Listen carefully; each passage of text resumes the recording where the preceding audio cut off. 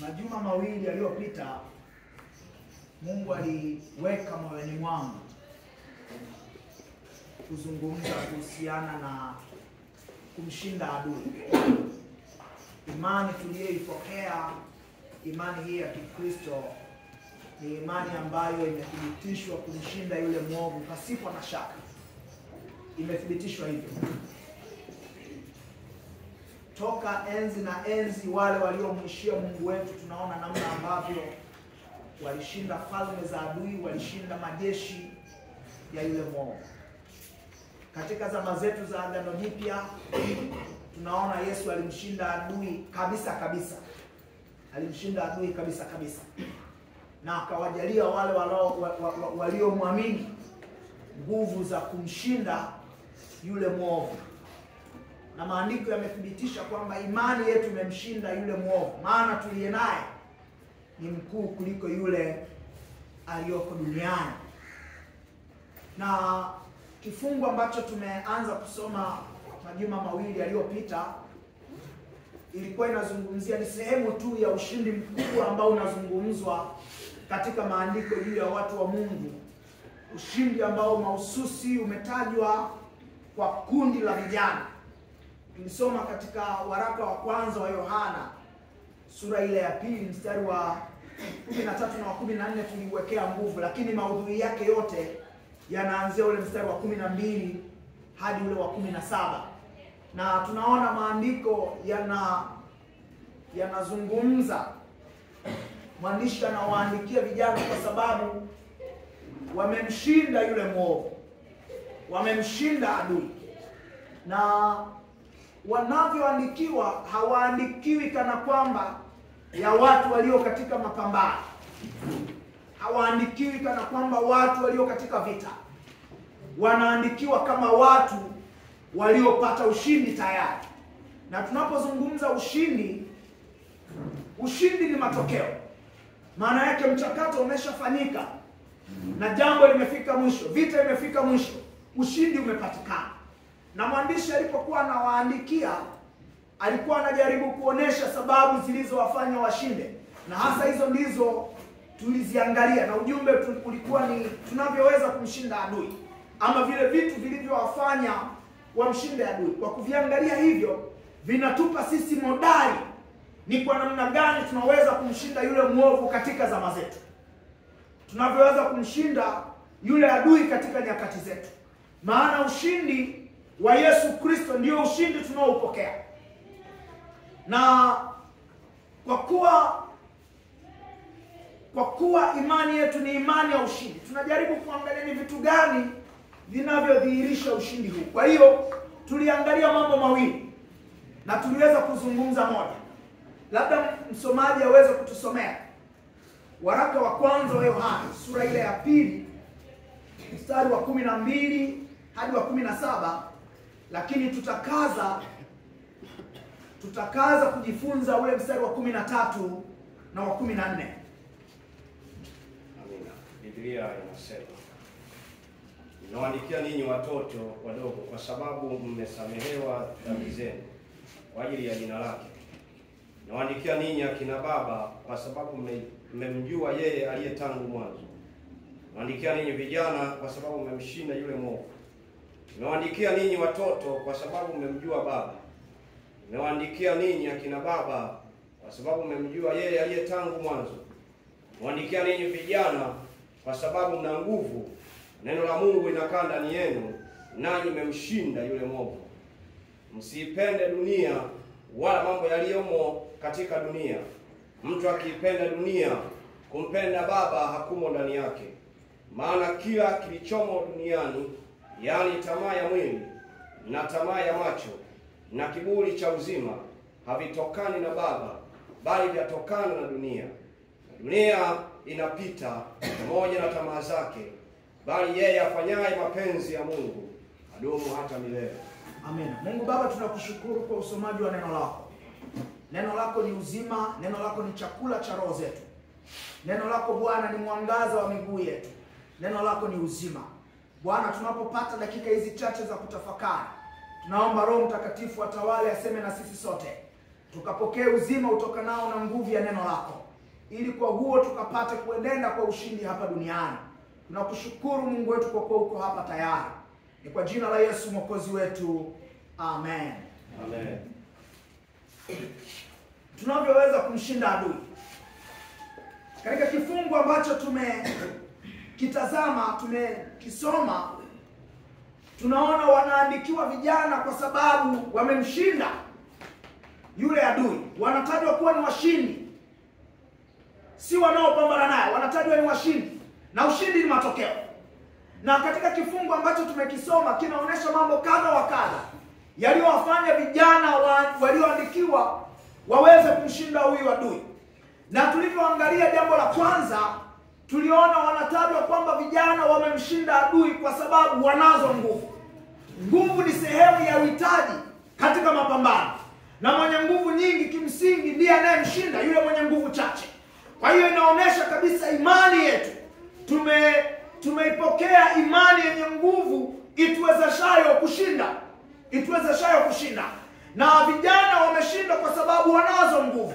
Na tuliangalia hizi nguvu zinazotajwa ni nguvu za rohoni. Ni nguvu za rohoni, si nguvu zitokanazo na mambo ya mwili, si nguvu zitokanazo na mtu kupata chakula ama madawa ya kuongeza nguvu. Badala yake ni nguvu za rohoni. Mtu ambaye amejawa na nguvu ya Roho Mtakatifu, mtu ambaye amejawa na uwezo wa Roho Mtakatifu, mtu huyu anao uwezo wa kumshinda na kumgaragaza adui pande zote.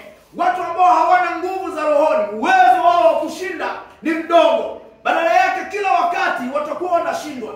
Lakini wokovu tulioupokea umetujalia kupata rasilimali zote zinazohitajika kuweza kumshinda yule mwovu. Kwa hiyo hawa vijana wanaoandikiwa walimshinda yule mwovu kwa sababu walikuwa na nguvu za rohoni. Na tuliona siku ile kwamba nguvu za rohoni zinatokana na mtu wa Mungu kuutafuta uso wa Mungu ama kudumu katika maombi. Nguvu za rohoni hazitokani tu na mtu kuwa nazo. Mtu anapompokea Yesu kwa mara ya kwanza, anapata mtaji wa imani, anapata mtaji wa nguvu za kuanzia. Lakini kuendelea kuongezeka katika nguvu, kuongezeka katika imani, hii inahitaji jitihada ya mtu binafsi kujitoa na kuutafuta uso wa Mungu ili roho yake iendelee kuimarika. Na kama ambavyo maandiko yanaeleza, yule mtoto alipozaliwa alikuwa katika nguvu, alikuwa katika kimo, akiwapendeza wanadamu, akimpendeza na Mungu pia. Hii inaonyesha nguvu ya mtu wa Mungu inaweza kuongezeka. Nguvu ya rohoni ya mtu wa Mungu inaweza kuongezeka.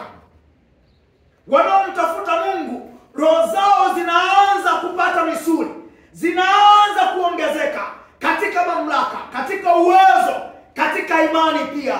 Na mtu huyu anakuwa amejawa na nguvu za Mungu. Na kwa namna hiyo anashinda. Mtu asiyemtafuta Mungu anafananishwa na Mkristo mnyonge, anafananishwa na Mkristo dhaifu. Na tuliona siku ile kwamba katika zama tunazoziishia, maombi ni sehemu ya jambo linalopigwa vita sana.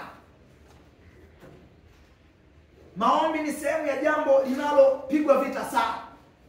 Kuna vitu vingi vinaanza kuingizwa kidogo kidogo kureplace maombi, kuchukua nafasi ya maombi. Na badala yake Wakristo watabaki katika imani ya ushawishi wa midomoni. Watabaki katika maneno pekee. Na hiyo ukitaka kuijua, angalia wasaa wa maombi unapofika. Unaweza kuona udhuru unakuwa mwingi, sababu zinakuwa nyingi. Wakristo wa namna hii hawawezi kulisukuma giza mbali. Wakristo wa namna hii hawawezi kuangusha ngome. Wakristo wa namna hii hawawezi kushindana na majeshi katika ulimwengu wa roho. Wakristo wa namna hii hawawezi kumwambia adui ondoka naye akatii. Wakristo wa namna hii watakuwa hawawezi kupambana na yule mwovu na hila zake. Wakristo wa namna hii hawawezi kukaa katikati wamezungukwa, wao waka-influence dunia. Badala yake wanaweza kujikuta wao ndio wanakuwa influenced na mambo ya dunia. Sio wao kuinfluence dunia, bali wao ndio wanakuwa influenced na mambo ya dunia. nguvu za rohoni, kwa sababu hawana uimara wa rohoni. Bwana Mungu atusaidie sana. Amen. Bwana Mungu atusaidie tena. Amen. Kwa hiyo watu wa Mungu, tunapotazama hawa vijana walioandikiwa, na sisi sote hapa ni vijana, tujue kwamba vijana wenzetu walishinda kwa sababu waliomba, kwa sababu walikuwa na nguvu za rohoni zipatikanazo kwa bidii ya mtu wa Mungu kuomba, kwa bidii ya mtu wa Mungu kufunga, kwa bidii ya mtu wa Mungu kutafuta uso wa Bwana. Na ni himizo langu kwako, ni himizo langu kwetu sisi wote, kwamba tuongeze bidii yetu ya maombi na kumtafuta Mungu. Kwa namna hiyo roho zetu zinajengwa, kwa namna hiyo roho zetu zinaimarika. Bwana Mungu atusaidie sana. Amen. Bwana Mungu atusaidie sana. Amen. Hilo tuliliona majuma mawili yaliyopita. Leo nataka nisonge mbele kidogo. Nilikuwa nafanya rejea kwa faida ya wale ambao hawakuwepo, lakini pia kwa faida ya kutengeneza daraja zuri la kuendelea. Katika ile mstari wa 13 na wa 14 tunaona wanatajwa vijana hawa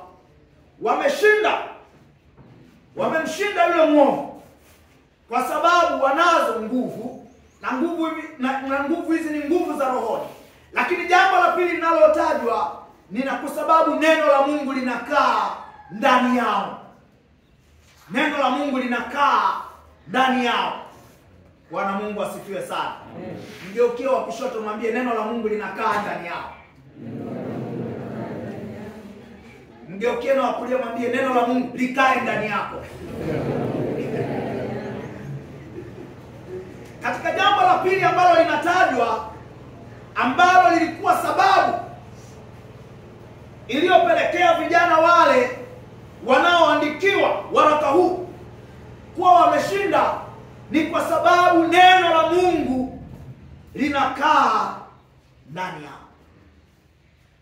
Watu wa Mungu, imani tuliyoipokea, imani hii ya wokovu, ni imani ambayo imejikita katika msingi wa maombi, lakini msingi wa pili ni msingi wa neno la Mungu. Na mara zote Mungu alipotaka kufanya jambo, tunaona alianza kuleta ufunuo, na neno la Mungu limethibitishwa kuwa na nguvu ya kupambana na yule mwovu, kuwa na nguvu, kuwa ni sehemu ya ushindi ya maisha ya Mkristo. Tunaona wakati Bwana Yesu anajaribiwa, alimshinda yule adui kwa neno. Lakini unaposoma Waefeso sura ile ya 6, utabaini neno la Mungu linatajwa kuwa sehemu ya silaha ya ushindi. Kwa hiyo neno la Mungu ni sehemu nyingine, ni nyenzo nyingine ya kumfanya Mkristo aweze kushinda. Uharibifu ulipoanza kuingia duniani, ulianza kwanza kwa kujaribu kucompromise neno la Mungu. Shetani alipokuja kuleta uharibifu, kumtenga mwanadamu na Mungu, alianza, silaha yake ya kwanza ilikuwa ni kuchezesha kidogo neno la Mungu litoke katika ule ukweli. Mungu alimpa Adam na Hawa maagizo ya utaratibu wa namna wanavyoweza kudumisha mahusiano yao na yeye pale bustani ya Edeni. Na waliishi hivyo. Kudumu kwao, mahusiano yao na Mungu yaliendelea kwa sababu wao waliendelea kudumisha utekelezaji na kutimiza kile ambacho Mungu amewaagiza wapate kukitenda. Huo ndio ulikuwa usalama wao. Adui alipokuja, vitu alivyofanya ni pamoja na kuchezesha kile ambacho Mungu amesema. Kwa hiyo Mungu aliwaagiza kwamba mkila haya matunda mtakufa, msile. Adui alipokuja, kile ambacho Mungu amewaagiza, yeye akajaribu kukigeuza kidogo, kusema ndivyo Mungu amewaambia. Akajaribu kuwatumbukizia mashaka. Akasema kwanza, sio kweli. Mungu kuna vitu anawaficha nini? Yeye anajua kabisa, yaani mkila mtafanana na yeye. Maana yake anawaambia mkila hamtakufa, ila Mungu ni mwongo. Kuna kitu anawaficha. Unaona hila ya adui? Kwa hiyo adui alipotaka kumtenga Adamu na Mungu, kuwaingiza katika mgogoro, nyenzo yake ilikuwa ni kuleta mashaka. Watu hawa wasiliamini neno la Mungu, wasilitii neno la Mungu, wasilifuate neno la Mungu. Neno la Mungu. Neno la Mungu. Na katika zama zetu tunaishi pia katika zama ambazo neno la Mungu linashambuliwa kila kona. Na bahati mbaya sana limeingia, mashambulio haya yameingia hata kwa watu wenye sura ya wokovu. Leo tuna wahubiri walio waziwazi wanatilia mashaka neno la Mungu. Watu wanaamini sayansi zaidi kuliko neno la Mungu. Sayansi tunaikubali kwa maeneo yanayofanya kazi, lakini sayansi hailingani na neno la Mungu. Leo tunaishi katika zama ambazo watu wanapenda, wametukuza falsafa, wametukuza saikolojia juu ya neno la Mungu. Leo tuna watu ambao wanaogopa kusimama katika kweli ya neno la Mungu ili waupendeze ulimwengu. Na leo tuna Wakristo wako radhi watoe nukuu za watu fulani mashuhuri kuliko neno la Mungu. Leo tuna Wakristo wakipewa madhabahu ya kuhubiri wanaleta story. Watajaribu kuokota mambo ya kumotivate watu, kuchokoza hisia za watu. Hawezi kudumu katika neno la Mungu. Neno la Mungu kwani lina shida gani? Neno la Mungu lina shida gani? Leo tuna Wakristo wanaolitumia neno la Mungu vibaya. Na wengi wanajaribu kupotosha kile ambacho kimezungumzwa katika neno la Mungu kifanane na mambo ya duniani. Leo tuna Wakristo ambao wako kanisani na wangetamani kuweko kanisani, lakini wasingetamani kufuata neno la Mungu. Wasingetamani kufuata neno la Mungu. Kuna mambo ambayo neno la Mungu linazungumza juu ya maisha yetu moja kwa moja. Moja kwa moja. Neno la Mungu linazungumza swala zima la maadili. Yako kwenye neno la Mungu, yamewekwa wazi. Watu wako radhi wafiche ama wasifuate ama wacompromise maadili ya neno la Mungu na kukubali standardi nyingine za duniani.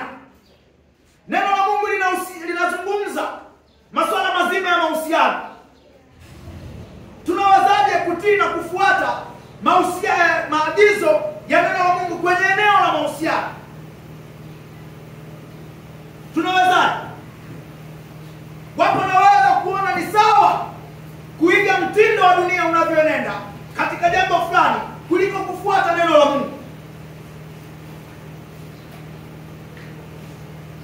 Maneno ya Mungu yanazungumza utaratibu wa familia uweje, utaratibu wa ndoa uweje, mtu anapopata nafasi aenenda vipi, wajibu wa kiongozi ukoje. Haya yote yamezungumzwa katika neno la Mungu.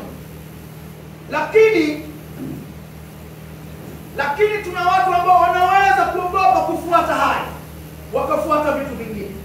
Lakini pia neno la Mungu linatusemesha ni kwa namna gani tunaweza tukaishi na kuenenda maisha yetu ya kawaida ya kila siku tukidumisha mahusiano ya mtu wa Mungu na Mungu wake. Kwa hiyo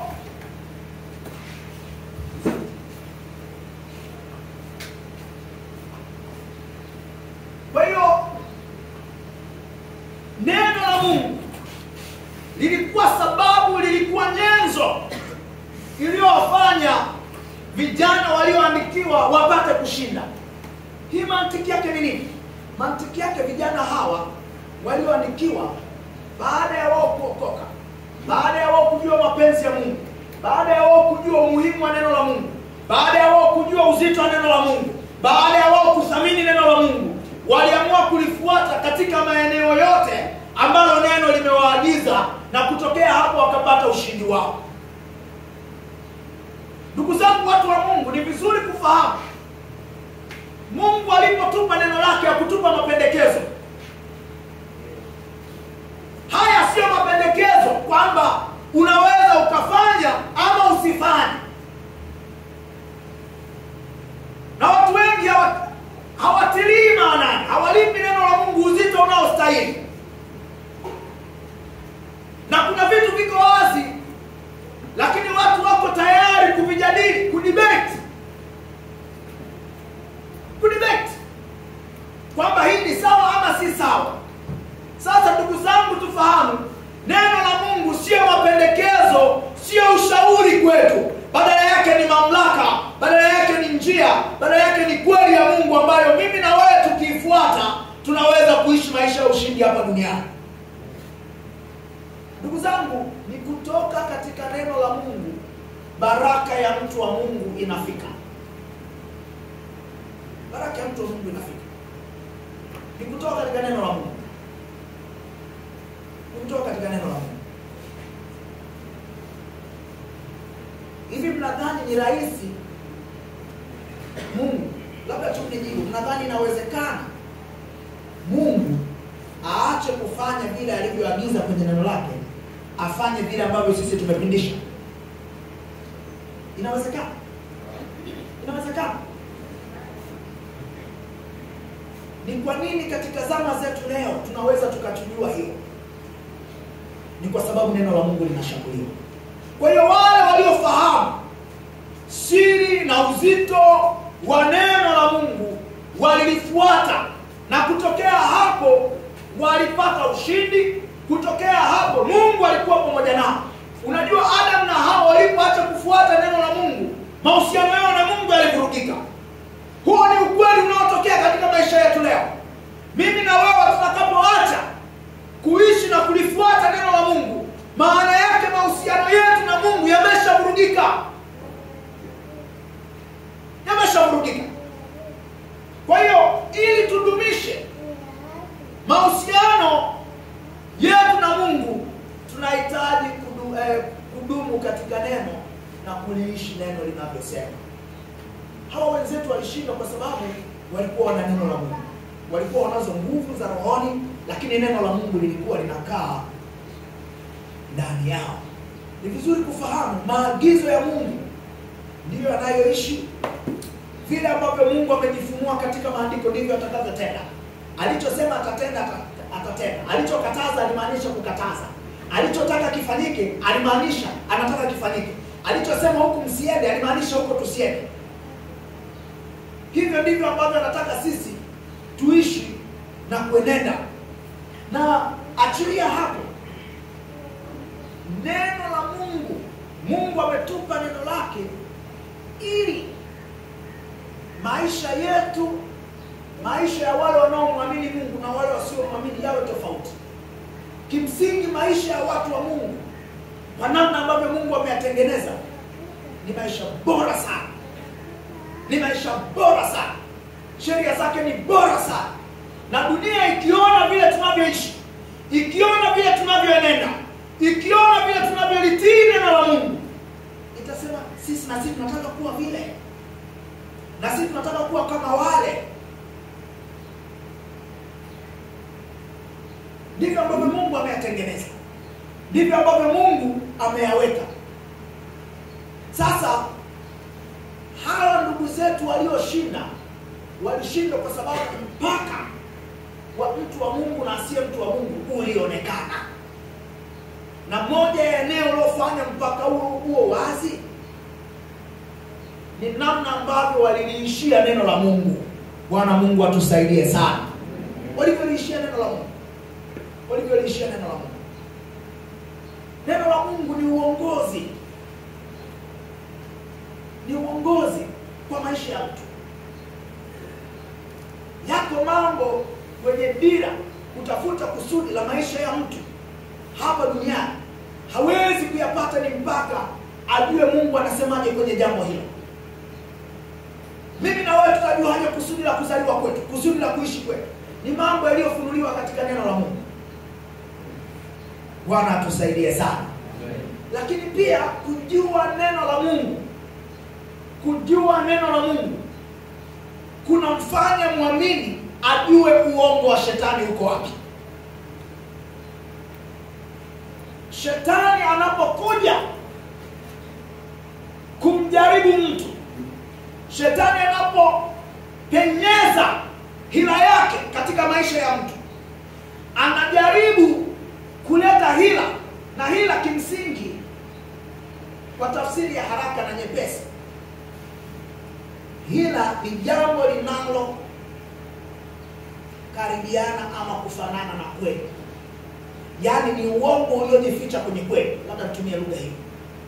Uongo uliojificha kwenye kweli. Maana yake ni kuna jambo linakuja, ukienda haraka nalo utajua hili ni kweli. Kumbe kuna kakitu kadogo hapo katikati kameshachezeshwa kutoa wewe kwenye reli. Na ndiyo hila ambayo shetani ameitumia toka mwanzo. Alipokuwa akimjaribu Adam, alienda na statements zinazotaka kukaribiana na kweli. Alienda na statements ambazo ukienda nazo haraka unadhani ni kweli. Kumbe kuna upotoshaji uliojificha hapo. Sasa tunapolijua neno la Mungu, uongo wa shetani unakuwa wazi. Maana yake ni kwamba adui anaweza kufanikiwa kumshinda mtu ambaye neno la Mungu halipo ndani yake, kwa sababu atapenyezewa, atapitishiwa uongo wa adui na hatakuwa na kitu cha kupimia, hatakuwa na kitu cha kulinganishia, hatakuwa na kioo cha kutazamia, kwa sababu neno la Mungu haliko ndani.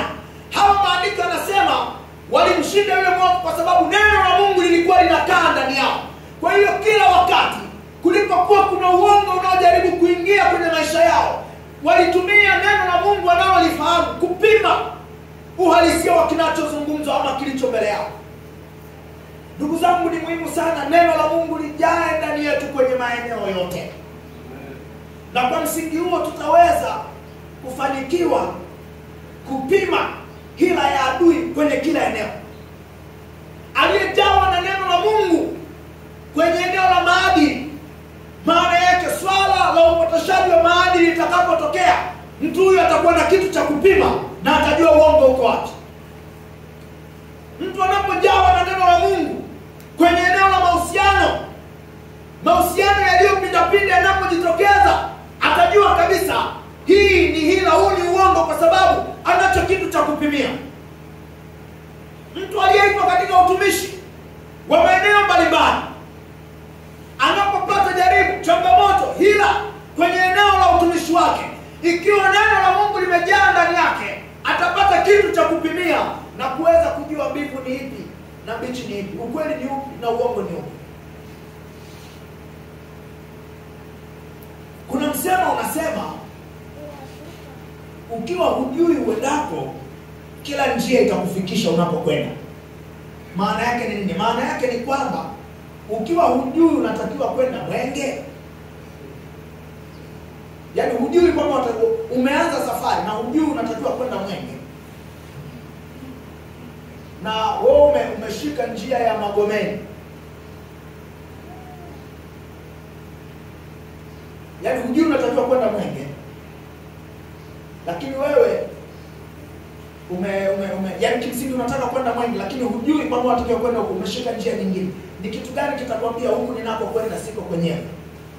Ni mpaka ujue kwamba nakwenda Mwenge na hii njia ninayokwenda ndio yenyewe. Unajua unataka kwenda Mwenge, umeshika njia ya Magomeni, au mtu mwingine anakuambia Mwenge ni huku, na wewe ni uelekeo Magomeni, utasema hapana, Mwenge ni huku. Na tutaka kusema ni kitu gani? Mtu wa Mungu asipojawa na neno la Mungu ndani yake, atakosa kitu cha kupimia hila inapokuja. Bwana atusaidie sana. Bwana atusaidie tena. Unapochunguza maandiko, unaona moja ya vita kubwa sana toka mwanadamu anaumbwa ni neno la Mungu kushambuliwa na vitu ambavyo vinaleta upotoshaji. Adam na Hawa walishambuliwa, walijaribiwa kwa agizo ile la Mungu. Yesu tunaona alipokuwa amemaliza kufunga, naye akajaribiwa kwa neno la Mungu. Tunaona hata katika zama za Agano Jipya, mafundisho potofu yalikuwa yanajaribu kuingia, lakini wazee wetu wa imani waliweza kupinga kwa sababu neno la Mungu lilikuwa limejaa ndani yao. Mimi na wewe ndugu zangu, hatuna udhuru. Hatuna udhuru. Tunatakiwa kulijua neno la Mungu, na linapokaa ndani yetu, kwa namna hiyo tutaweza kushinda. Ndugu zangu, kwenye vita ya adui hashindwi kwa silaha moja. Adui hashindwi kwa silaha moja. Na adui wa kweli anakutafuta kwa namna nyingi. Kama mtu amedhamiria kabisa, atakutafuta kila kona. Kila kona. Hazini atakuinda, nyumbani atakuinda, barabarani atakuinda. Na ndivyo shetani anavyofanya. Shetani anapojaribu kumshambulia mtu wa Mungu, kama ni mwanafunzi atapita kwenye masomo yake, atajaribu aingie huko. Akimkosa huko, atajaribu kumletea mambo ya mahusiano yasiyofaa. Akimkosa huko, atapitia kwa marafiki zake. Akimkosa huko, atapitia hata kwa ndugu. Akimkosa huko, atajaribu hata kutengeneza zego barabarani. Adui anatutafuta kwenye kila kona. Na sasa tunawezaje kushinda? Ni pale neno la Mungu linapokuwa limejaa ndani yetu. Kwenye kila eneo tutaweza kupima hicho kinachotukabili dhidi ya neno la Mungu, na tutapata ukweli ukoje. Bwana Mungu atusaidie sana. Bwana Mungu atusaidie tena. Neno la Mungu ni silaha. Limetajwa kwamba ni upanga unaoweza kukata. Unaweza kutenganisha, kubainisha kweli ni ipi na uongo ni upi. Lakini neno la Mungu ni mwangaza. Neno la Mungu ni mwangaza. Tusome ile Zaburi 119 mstari wa 5.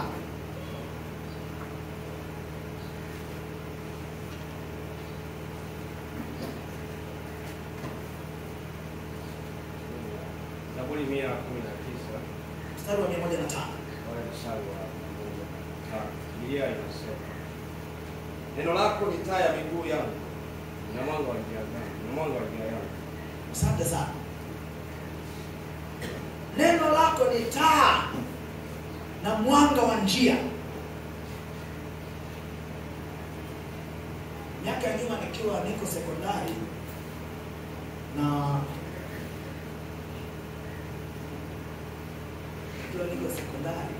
miaka ile, ukiwa kijana, yani umeokoka, umejaa Roho Mtakatifu, unajua kupata pepo la kukemea ndio shauku.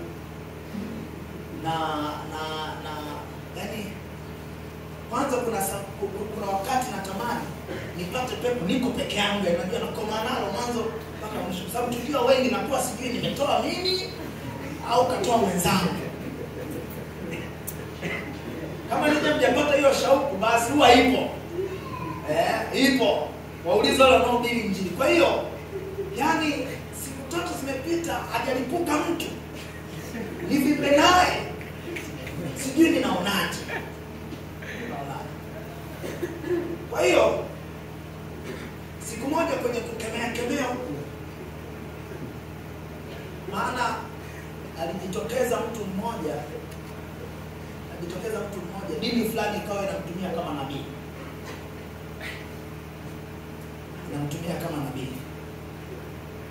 Alikuwa wale viongozi wake anaweza kumfuata mwenyekiti akamwambia, fulani, hii ni habari ya kweli.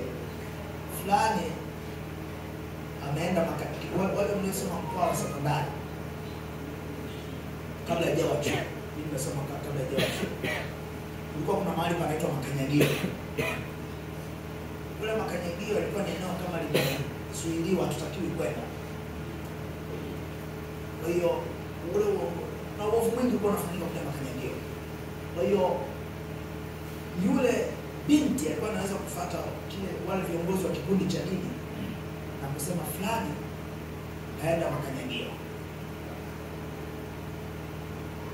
Na kiongozi sasa anaweza kusimama mbele sasa, tunaenda Makanyagio. Kwa anatupenda kama nabii. Na akawa anaweza kusema fulani na fulani jana wameanguka. Kwa kiongozi anasimama mbele watu hapa, na baadaye kwa anaweza tu kuwafuata tu moja kwa moja, ninyi jana mmefanya hiki na hiki. Sasa kiongozi anajionyesha super power, lakini kuna mtu hapa ndio anayepelekea hiyo habari. Sasa tuko kwenye vikundi tofauti vya dini. Ile habari ikasambaa shule nzima, na nabii hapo.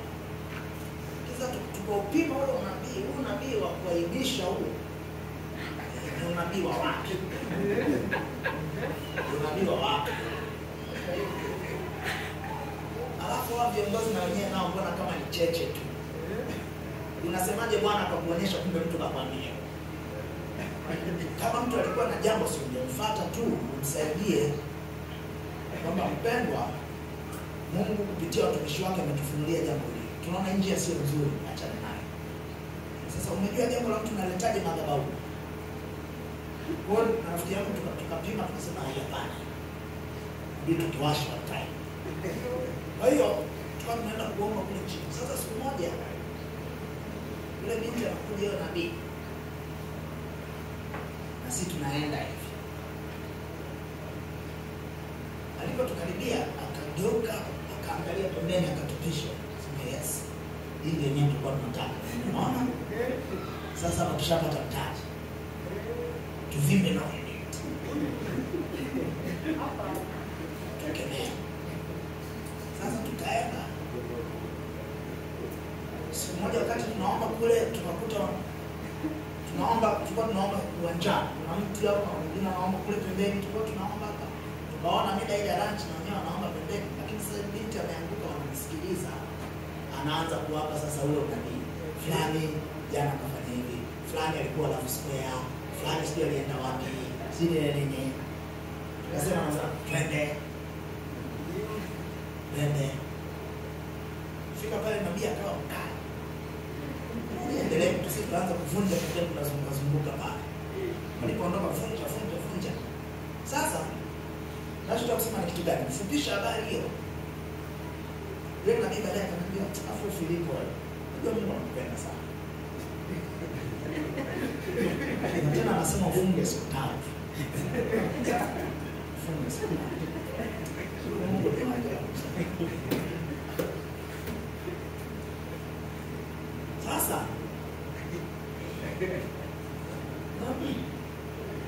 kwa tunataka kuzungumza neno la Mungu linavyotusaidia kupima.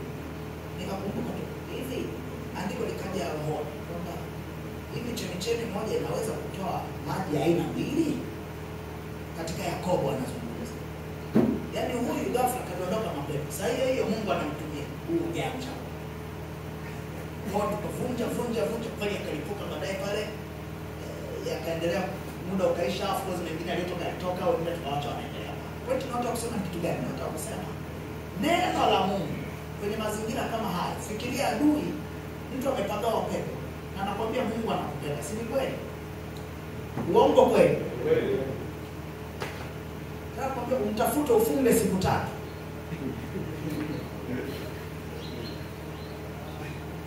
Sasa wale wenzetu unaona Roho Mtakatifu keshamjia sasa. Hamna, sio Roho Mtakatifu, hii ni janja. Wewe utamwacha huyu kesho mapepo hayatoki. Ni kuvimba naye, ni kukomaa mpaka yatoke. Kwa hiyo tuendelee kukemea pale akalipuka na mavurugu hivyo. Baadaye tukawaacha wanaenda. Kwa hiyo tunataka kusema ni kitu gani? Tunapojua neno la Mungu kwenye eneo kama hilo, Mungu mwenyewe alinisaidia kufahamu. Labda nisingekuwa na huo ufahamu, ningeingia kwenye mtego wa shetani na kwenda kufunga siku 3 na kuacha kukemea pepo. Ndio pointi ninataka kuileta kwenu. Yaani neno la Mungu linakuwa kipimio. Linakuwa kitu cha kupima hila ya shetani, hata kama inapokuja inataka kufanana na kweli. Ni wangapi wameambiwa heri ya wawili na neno hilo likawaangusha? Bwana atusaidie sana. Bwana atusaidie sana. Si limeandikwa. Kwa hiyo adui anapotaka kuleta uharibifu, haji kama vile tulivyoambiwa sana na kuzoeshwa kwamba ni shetani mwenye mapembe mweusi. Anakuja kama malaika. Anapendeza, anavutia. Anakuja na vitu vinavyosikika kama ni vyenyewe. Na kumbe kwenye vile vitu ndio ndani yake kuna uharibifu na hila yake imejificha huko. Sasa mtu wa Mungu anapojaa neno la Mungu atamshinda adui kwenye hilo eneo. Amen. Tusipojaa neno la Mungu na adui akaleta hila na upotofu kwenye jambo fulani, sisi tutaanguka kwenye huo mtego, tutaanguka kwenye hilo jambo. Sasa wenzetu walishinda kwa sababu neno la Mungu lilikuwa limejaa ndani yao. Na ni vizuri mtu wa Mungu kwenye maeneo mengine yote tujipime kwa kuzingatia na kuliangalia neno la Mungu. Tukifanya hivyo, utaona kwenye kila eneo tunamshinda adui na kumwangusha kabisa kabisa. La, hatuna neno la Mungu na hila ikaja na upotofu ukaja, basi kwenye hilo eneo adui atatusumbua na kutuangusha sana. Neno la Mungu, wenzetu walishinda kwa sababu neno la Mungu linakaa ndani yao. Ndugu zangu, leo tuna mambo mengi, lakini niende kuhitimisha. Katika siku tunazoishi leo, tunaishi katika zama ambazo watu wengi wana ufahamu mdogo wa neno la Mungu. Neno la Mungu limerahisishwa upatikanaji wake. Linapatikana kwenye vitabu, linapatikana kwenye mitandao, linapatikana kwa njia nyingi sana. Lakini ndio zama ambazo watu wana ufahamu duni sana wa neno la Mungu, ufahamu mdogo sana wa neno la Mungu. Na wengi hata ile neno la Mungu wanalifahamu katika maudhui na mazingira ya kujifariji juu ya mafanikio ya hapa duniani, sio kulifahamu katika mazingira ya kudumisha mahusiano na Mungu kwenye maeneo yote. Tunaishi katika ulimwengu wa nukuu. Kwa hiyo watu wako radhi wa nukuu maneno ya mhubiri na hekima ya mhubiri wakiacha neno la Mungu. Tumefika stage hiyo. Na kuna watu kabisa wanatamani hata zile hekima walizonazo waziwekea hati miliki, kwamba kasema hiki by fulani, kasema hiki by fulani. Hakuna ubaya, lakini ni vizuri kufahamu hayo sio neno la Mungu. Neno la Mungu ni kitu kingine. Tunahitaji kuwa na neno la Mungu, na kama iko hekima tunaikubali na kuipokea kwa sababu inaendana na neno la Mungu. Leo tunaishi katika zama ambazo Wakristo wanaona aibu kubeba Biblia. Tumefika kwenye hizo zama. Tunaishi katika zama ambazo Wakristo, mtu anaweza kuwa na Biblia kwenye simu na asiisome kabisa mwaka mzima. Tunaishi katika zama ambazo watu wanasoma Biblia mistari iliyosomwa kanisani.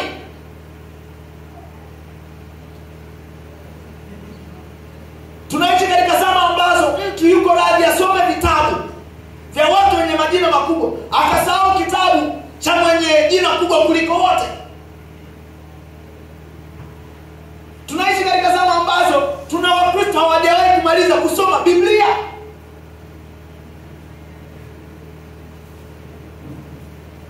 Naonaje? Bwana atusaidie sana. Bwana atusaidie tena. Tulianzisha programu ya kusoma Biblia sura 3 kwa siku. Wakristo walikuwa wanashinda sura 3. Na unamrahisishia, soma moja asubuhi, soma moja mchana, soma moja usiku. Mwaka mzima kila siku utamaliza Biblia. Kristo hawezi? Hawezi. Ndio zama tunazoziishia. Sasa tujiulize, neno la Mungu litakaaje ndani yetu ikiwa sisi hatujifunzi neno la Mungu? Neno la Mungu litakaaje ndani yetu ikiwa sisi hatusomi Biblia? Neno la Mungu litakaaje ndani yetu? Na hata leo tuko katika zama ambazo mtu anaweza akasoma Biblia kuhubiri, wahubiri. Nizungumzie wahubiri, maana mimi ni mhubiri pia. Tusiseme sana washiriki. Na wahubiri, unaona mtu anasoma neno la Mungu, lakini anayekuja kuzungumza unaona hii falsafa tu ya dunia. Ni hekima tu ya wenye hekima wa dunia.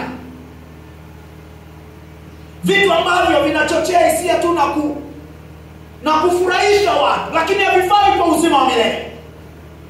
Ni vitu ambavyo haviwezi kumaliza mbali.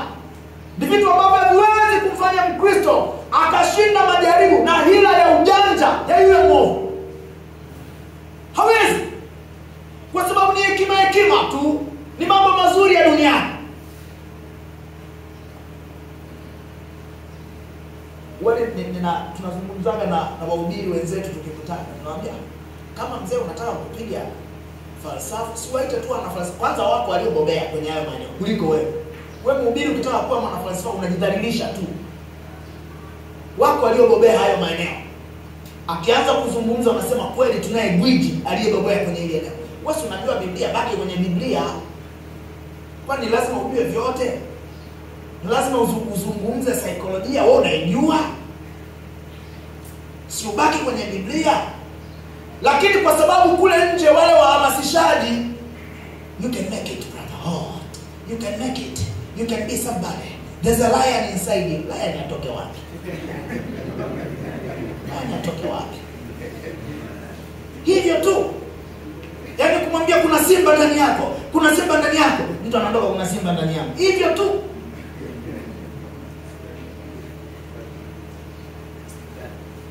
Kwa hiyo hatusemi hayo ni mabaya, lakini hayo sio neno la Mungu. Tukikutana kanisani si tujengane kwa neno la Mungu? Si tuelimishane kwa neno la Mungu? Maana kwa hilo ndio tutamshinda adui. Sasa mtu wa Mungu, ni kwa neno la Mungu tutaweza kubainisha pia hata mafundisho potofu. Tunaishi katika dunia ambayo neno la Mungu limepotoka. Kuna wahubiri wengi wakubwa leo duniani. Kuna watu maarufu wanatumia nguvu ya mitandao na media, na hao wanasikika sana yumkini kuliko hata wale wenye neno la Mungu la kweli. Na hao ndio asilimia kubwa wameleta upotofu.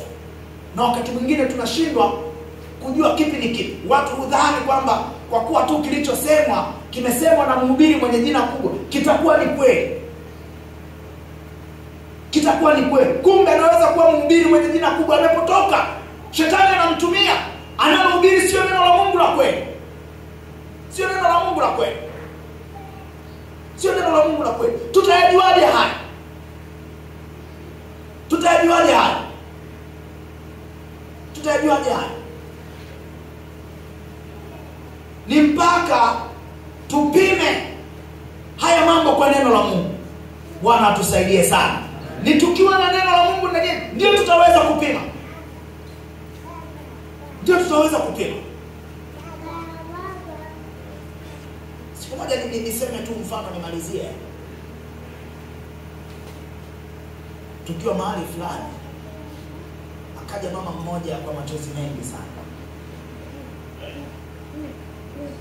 Mama, niombeni, hali yangu ni ngumu, mimi ni lango. Ndio maana napata shida haya yote. Mimi ni lango la familia, nahangaika na haya yote. Sasa mimi nikamwambia elimu ya lango siifahamu sana. Kwa hiyo siwezi kucomment chochote. Na ukiwa hujui kitu, busara ni kutokucomment. Nikamwambia kwa vile ninavyofahamu, Mungu aliwapa wana wa Israeli utaratibu wa kumkomboa mzaliwa wa kwanza ili asiwe mtumishi wa madhabahu. Niyo tu. Ndio samari yake hiyo. Mungu alisema kwamba kila mzaliwa wa kwanza atakuwa huyo ni wa kwanza, wa mnyama na wa mwanadamu. Atatumika kwa ajili ya Mungu. Sasa mtu ambaye anaona anahitaji mwanae amsaidie mambo yake ndio alitakiwa amkomboe. Na ufahamu wangu unaishia hapo. Sasa huko kwingine umeenda ndani sana, kwangu mimi kuna nisumbua. Nikamwambia labda tuombe tu. Kwa sababu ni shida iko wazi, tuiombee. Alikataa. Ama lazima uombee lango, lazima uombee lango. Na mimi sijafundishwa na waliolea katika imani. Nitawauliza kwamba kuombea lango unaombeaje? Sijafundishwa hayo mambo. Haya ni maombi maalum. Yana tofauti na hivi tunavyoomba. Lazima utaje sana. Kwa hiyo nachozungumza ni kitu gani? Unaona kuna mtu amepokea kitu na labda hakukielewa kutoka kwa mwalimu wa kwanza, na yeye mwenyewe amekosa mahali pa kukipimia, ameenda extreme. Ameenda extreme. Bwana atusaidie sana. Hayo mambo yameandikwa huko. Sasa nikamwambia lakini unafahamu kama uelewa ni huo, unafahamu kwamba Yesu ndio mzaliwa wa kwanza wa ndugu wengi, sisi tukiwemo. Wewe unajihesabu vipi? Wewe si umeokoka mzaliwa wa kwanza na Yesu. Kwa baraka Yesu si inapita kwako. Yeye anataka ile ya kwanza. Hii mpya haitaki. Okay. Ndo nafikiri ulitakiwa kumwelewa mwalimu vizuri. Ameanza kule lakini sasa anamaliza kwamba Yesu ndio mzaliwa wa kwanza wa ndugu wengi.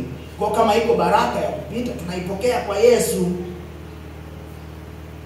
Bwana atusaidie sana.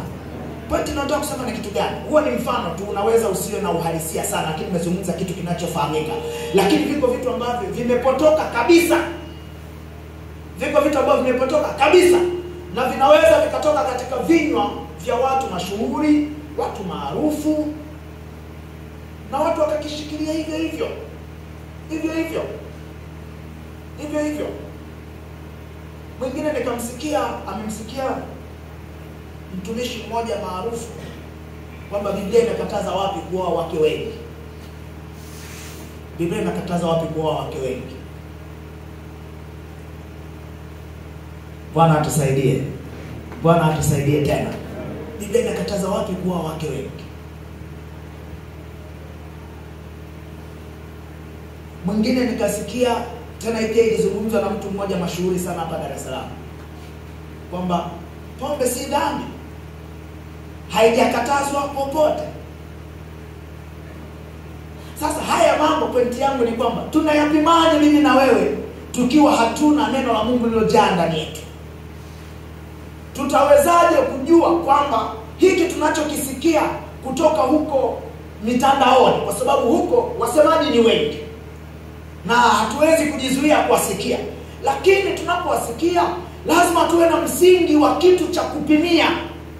Tukikosa neno la Mungu tutatolewa katika ule mpango, ile nia, lile kusudi la Mungu ambalo anataka tulifanye katika maisha yetu. Ndugu zangu, hawa vijana waliomshinda shetani ambao wameandikiwa, moja, walikuwa na nguvu.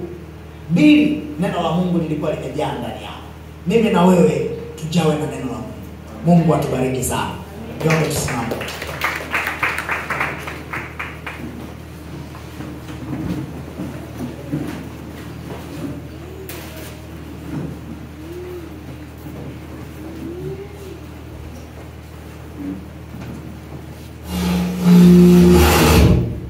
Kwa kuwa tunakumbushana mambo haya, ni imani yangu kwamba Mungu anataka mimi na wewe tuwe washindi. Na ndio maana anatupa sababu za namna ambavyo wenzetu walishinda. Ndio maana anatuonesha wenzetu walishindaje. Tukitumia mtindo ule, tukifanya waliofanya, tukienenda katika njia zao, ni hakika kabisa wewe na mimi tutakuwa washindi katika ulimwengu wetu. Inawezekana. Jambo la kwanza, tuwe na nguvu za rohoni ambazo zinapatikana kwa mtu kudumu katika maombi, kumtafuta Mungu na roho yake ikaimarika. Jambo la pili, wenzetu walidumu katika neno la Mungu, na kwa hiyo walimshinda na walishinda hila yote inayotokana na yule mwovu. Ningetamani kwa dakika chache hizi tuombe Mungu atusaidie mimi na wewe tupate uimani, tupate ujasiri, tupate nguvu ya kutusaidia kushinda katika maisha yetu. Bwana ni